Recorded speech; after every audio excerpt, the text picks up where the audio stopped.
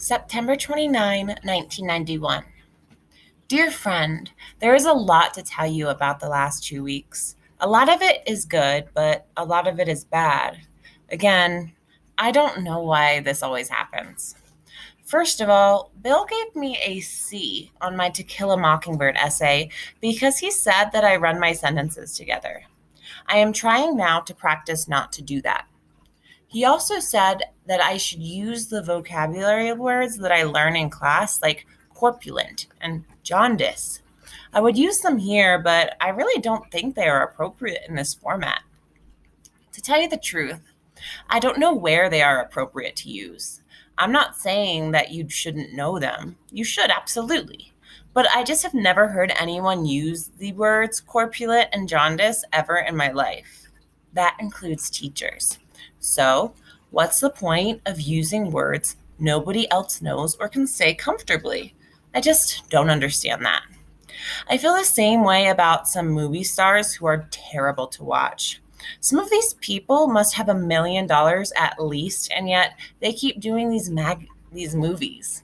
They blow up bad guys. They yell at their detectives. They do interviews for magazines. Every time I see this one particular movie star on a magazine, I can't help but feel terribly sorry for her because nobody respects her at all. And yet they keep interviewing her. And the interviews all say the same thing. They start with what food they are eating in some restaurant. As Blank gingerly munched her Chinese chicken salad, she spoke of love. And all the covers say the same thing. Blank gets to the bottom of stardom, love, and his/her hit new movie/television show/album. I think it's nice for stars to do interviews to make us think they are just like us, but to tell you the truth, I get the feeling that it's all a big lie. The problem is, I don't know who's lying. And I don't know why these magazines sell as much as they do. And I don't know why the ladies in the dentist's office like them as much as they do. A Saturday ago, I was in the dentist's office and I heard this conversation. Did you see that movie? As she points to the cover. I did. I saw it with Harold. What do you think? She is just lovely. Yes, she is. Oh, I have this new recipe. Low fat? Uh-huh. Do you have some time tomorrow? No. Why don't you just have Mike fax it to Harold? Okay. Then these ladies started talking about the one star I mentioned before, and they both had very strong opinions. I think it's disgraceful. Did you read the interview in Good Housekeeping? A few months back? Uh-huh. Disgraceful. Did you read the one in Cosmopolitan? No. God, it was practically the same interview. I don't know why they give her the time of day. The fact that one of these ladies was my mom made me feel particularly sad because my mom is beautiful and she's always on a diet. Sometimes my dad calls her beautiful, but she cannot hear him. Incidentally, my dad is a very good husband. He's just pragmatic. After the dentist's office, my mom drove me to the cemetery where a lot of her relatives are buried. My dad does not like to go to the cemetery because it gives him the creeps, but I don't mind going at all because my Aunt Helen is buried there. My mom was always the pretty one, as they say, and my Aunt Helen was the other one. The nice thing was my Aunt Helen was never on a diet, and my Aunt Helen was corpulent. Hey, I did it. My Aunt Helen would always let us kids stay up and watch Saturday Night Live when she was babysitting or when she was living with us and my parents went to another couple's house to get drunk and play board games.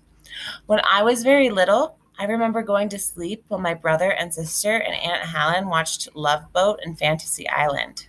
I could never stay awake when I was that little, and I wish I could because my brother and sister talk about those moments sometimes. Maybe it's sad that these are now memories, and maybe it's not sad. And maybe it's just the fact that we loved Aunt Helen, especially me, and this was the time we could spend with her.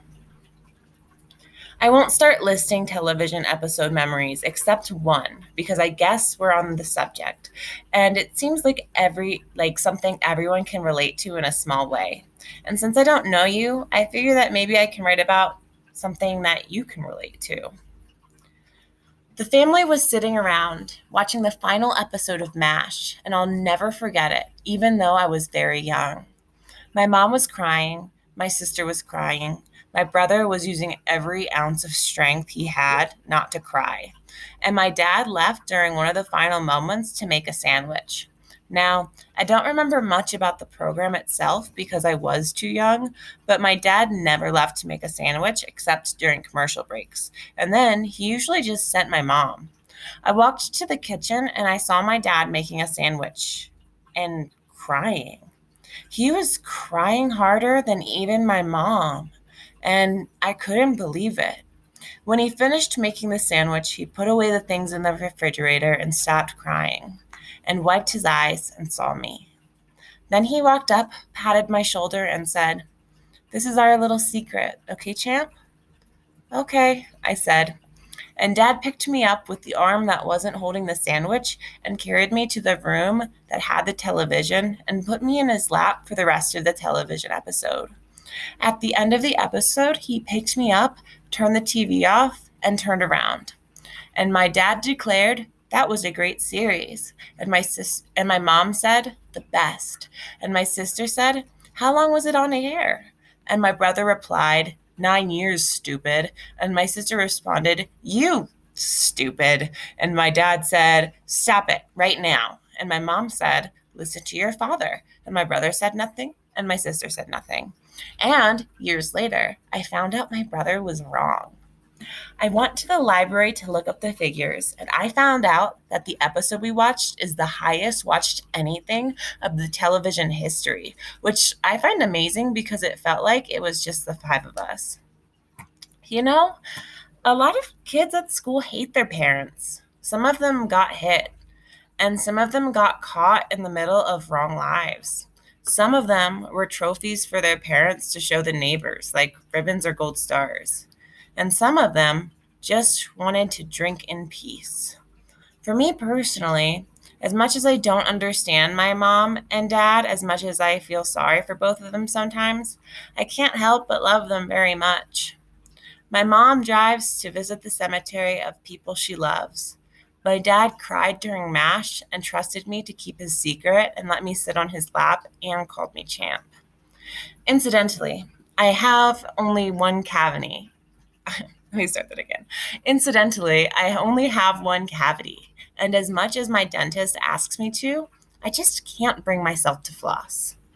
Love always, Charlie.